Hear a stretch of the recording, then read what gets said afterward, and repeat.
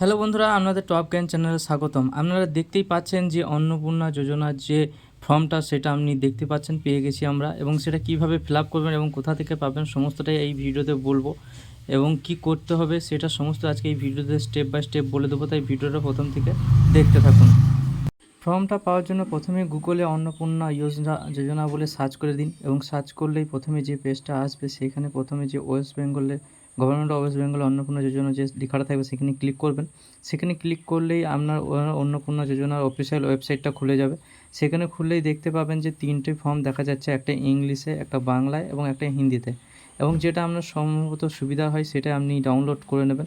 এবং পরপর যেটা ধাপ টিক চিহ্ন করে দেখাচ্ছি, 1 নম্বর হচ্ছে যে download Annapurna Yojana from English, এবং দ্বিতীয়টা হচ্ছে ডাউনলোড অন্নপূর্ণা ফ্রম বাংলা, এবং তৃতীয় হচ্ছে অন্নপূর্ণা ফ্রম হিন্দি। এবার যেটা আপনার সুবিধা হবে সেটা আপনি ডাউনলোড করে নেবেন। এরপর আমি বাংলা থেকে কীভাবে ফর্মটা ফিল আপ করতে হবে সেটা দেখিয়ে দিচ্ছি।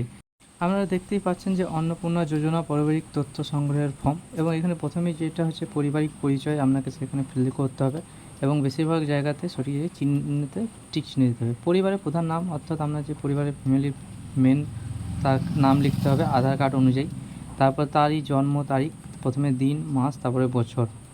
তারপর নিচে যে 3 নম্বর যে অপশানটা দেওয়া আছে সেটা হচ্ছে যে পরিবারের প্রধান লিঙ্গ, অর্থাৎ যিনার প্রথমে নাম নিলেন তারই প্রথমত ফিল আপ করতে হবে। তিনি পুরুষ হলে পুরুষ, মহিলা হলে মহিলা। আমি ধরুন পুরুষ সেই হিসাবে চিহ্নিত করে দিলাম। এরপর হচ্ছে 4 নম্বর হচ্ছে পরিবারের প্রধানের আধার নাম্বার, অর্থাৎ যিনার নাম লিখলেন তার আধার নাম্বারটা এখানে ইনপুট করতে হবে বা লিখতে হবে। তারপর 5 নম্বরে আছে যে ডিজিটাল রেশন কার্ডের পারিবারিক আইডি, অর্থাৎ যদি আপনাদের থাকে ডিজিটাল রেশন কার্ড তাহলে লিখতে হবে, এবং পরিবারের সংখ্যা কতজন আছে মেম্বার, সেই টোটাল মেম্বার আপনাদের লিখতে হবে। ধরেন এক্সাম্পল 4 জন হিসাবে ধরে থাকলে 4 জন লিখতে হবে।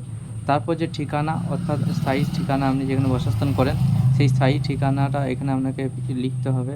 ভিলেজ, পোস্ট অফিস, থানা, ডিস্ট্রিক্ট হিসাবে সম্পূর্ণ এটা লিখে ফিল করতে হবে। তারপর যোগাযোগ নম্বর, অর্থাৎ আপনার আধার নাম্বারের সাথে যুক্ত যে নাম্বারটা আছে সেই নাম্বারটাই এখানে লিখতে হবে। পরিবারের প্রধানের আধার নম্বর, অর্থাৎ যিনি মেন হোল্ডার।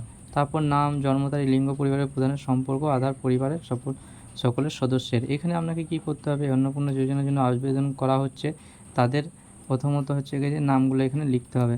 যেমন হচ্ছে যে পরিবারের প্রধান হচ্ছে যার নাম, তার এখানে আগে নামটা লিখবেন। তারপর সদস্য সংখ্যা 1, অর্থাৎ যিনি অন্নপূর্ণা ভাণ্ডার পাবেন তার নাম, তার জন্ম তারিখ, তারপর লিঙ্গ, এবং পরিবারের প্রধানের সঙ্গে সম্পর্ক, মানে যদি মেয়ে হয়ে থাকে তাহলে এখানে ডটার লিখতে হবে বা মেয়ে লিখতে হবে বা কন্যা লিখতে হবে, এবং আধার নাম্বার।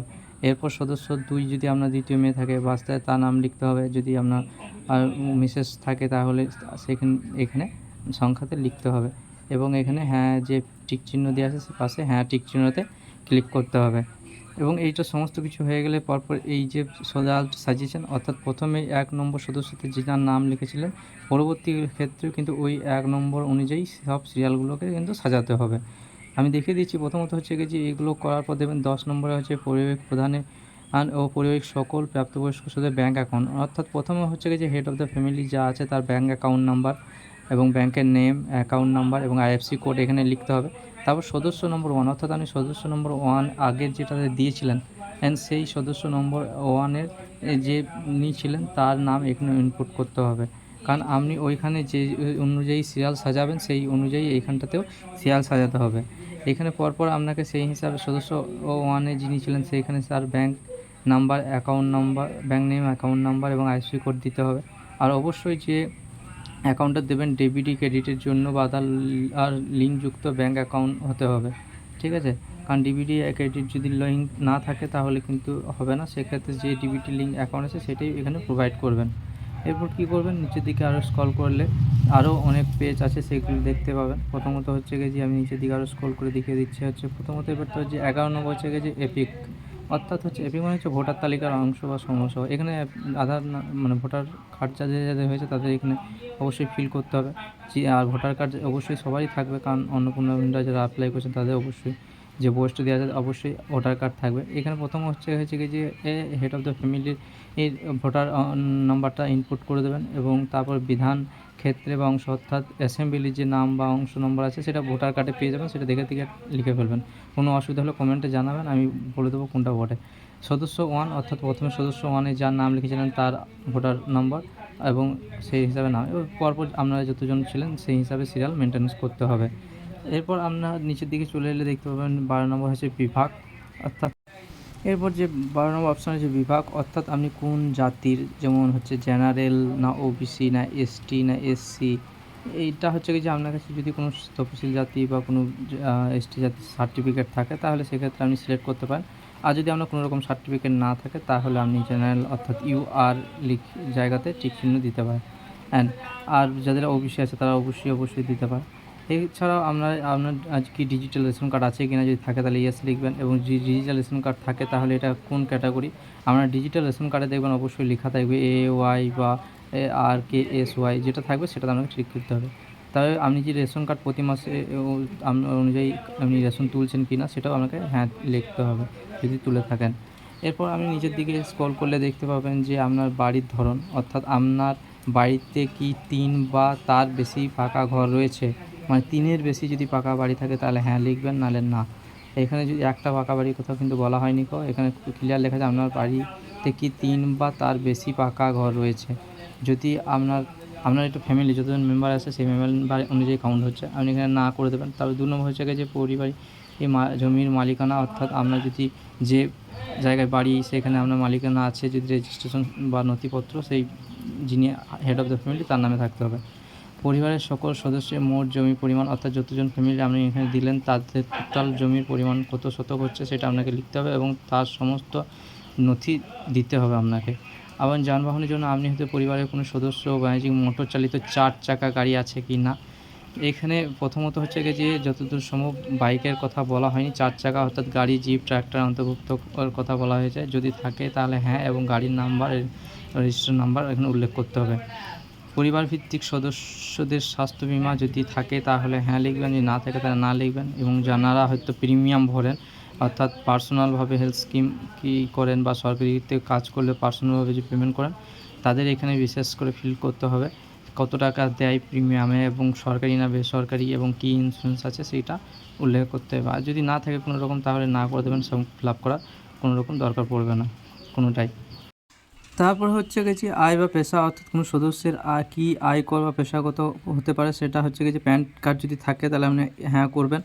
এবং যারা প্যান কার্ডটা ইয়েস করার পর পরিবারের সদস্য যাদের প্যান কার্ড আছে সেখানে আপনার 2 নম্বরটাতে হ্যাঁ লিখে এবার প্যান নাম্বারগুলো আপনাকে দিতে হবে, অর্থাৎ হেড অফ দ্য ফ্যামিলির নাম এবং প্যান নাম্বার, তারপরে সদস্য 1 অর্থাৎ সদস্য নম্বর যে 1 দিয়েছিলেন তাদের সেই হিসাবে এখানে লিখতে হবে। এগুলো লেখা হয়ে গেলে আবার নিচের দিকে চলে আসবেন কর্মসংস্থানের ধরন, যদি আপনার ফ্যামিলিতে কেউ সরকারি চাকরি করে বা বেসরকারি চাকরি করে সেটা চিহ্নিত করতে হবে এখানে। এবং সেইখানে আবার যদি কেউ পার্ট টাইমও করে থাকে বা কেউ বেকার থাকে সেটা আপনাকে করতে হবে। বেশিরভাগ পরিযায়ী শ্রমিক হলে সেখানে পরিযায়ী শ্রমিক বা বেকার হলে বেকার, এবং কোনো কৃষক হলে সেইও তারও অপশান আছে, সেই হিসেবে আপনাকে ফিল করতে হবে। এবার সদস্য 1 যতজন মেম্বার আছে সে কোনো কাজ করে কি না সবারই আলাদাভাবে ওইখানে ক্লিক করতে হবে। মানে একজনে 6টা করে ধাপ দেওয়া আছে, এবার আপনার ফ্যামিলি মেম্বার যতজন থাকবে সেই হিসাবে আপনাকে এইটা সিলেক্ট করে নিতে হবে এবং সেই হিসাবে ফিল করতে হবে। এরপর আরও নিচের দিকে এবার স্ক্রল করলে এখানে দেখতে পাবেন যে সদস্য 2 সদস্য 3 এই হিসাবে করা আছে, এগুলো আপনারা বুঝতে পেরেছেন অবশ্যই। এবার যে 4 নম্বর হচ্ছে গিয়ে যে শিক্ষিত, অর্থাৎ শিক্ষিত বা অশিক্ষিত প্রাপ্ত সদস্যের সংখ্যা। শিক্ষিত সদস্য কতজন আছে আর অশিক্ষিত প্রাপ্ত সদস্য কতজন আছে। আশা করি সমস্ত শিক্ষিত, অর্থাৎ যত দূরই পাস হোক না কেন সেখানে যদি আপনি পড়াশোনা করে থাকেন তাহলে শিক্ষিত আয়তে আসবেন এবং কত দূর পর্যন্ত পড়েছেন সেটাও উল্লেখ করতে হবে। শিক্ষিত হলে কত যোগ্যতা সর্বোচ্চ সেখানে পাশে এটা লিখতে হবে।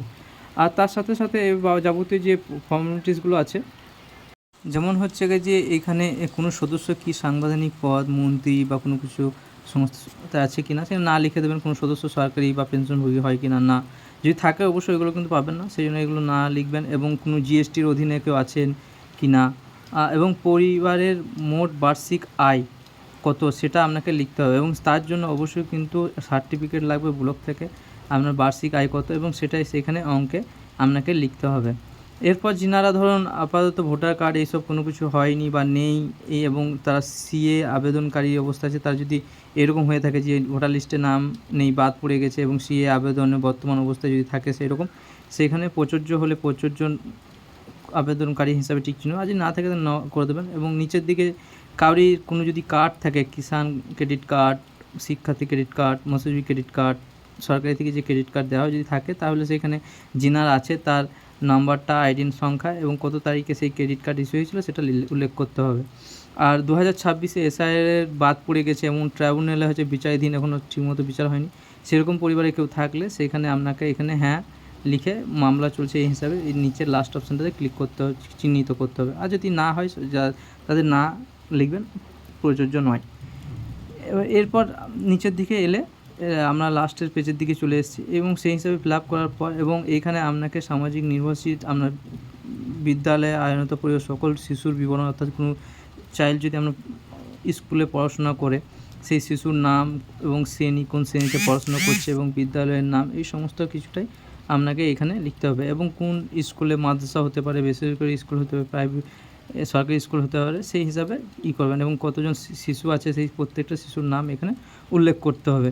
এবং শিশুগুলো যে টিকাকরণ হয়েছে কি না, অন্য বাচ্চা হওয়ার পর যে টিকা দেওয়া হয় সেই টিকাকরণ হয়েছে কি না সেটা এখানে পুষ্টিকরণ করতে হবে এবং টিকাকরণের কার্ড যদি থাকে তাহলে খুবই ভালো, সেখানেও সাবমিট করতে হবে।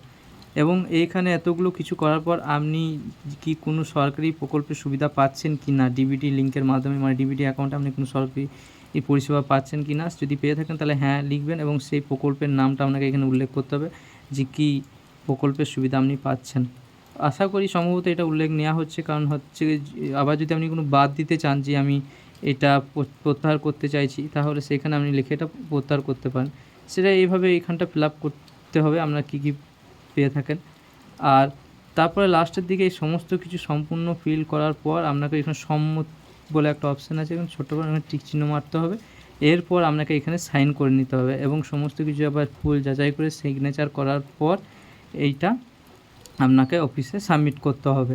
এটা আপাতত অফলাইনের সিস্টেম এবং অনলাইন যখন আসবে আমি অবশ্যই অনলাইনের আপডেট দিয়ে দেবো, অনলাইনে কীভাবে করতে হয়। আপাতত অফলাইনে তো 12-13টা পেজ দিয়ে দিয়েছে, এত বড় ফর্ম ফার্স্ট টাইম আমাদের মানে জানাতে হলো যে, কারণ এরকম প্রথম একটা ফর্ম যেটা মানে কোনো ভাতার জন্য বা স্কিমের জন্য এত পেজ ইউজ করা হয়। এইভাবে আপনারা ফিল করে আপনি আপনার যে বিডিও অফিস এখানে আপনি জমা করতে পারেন।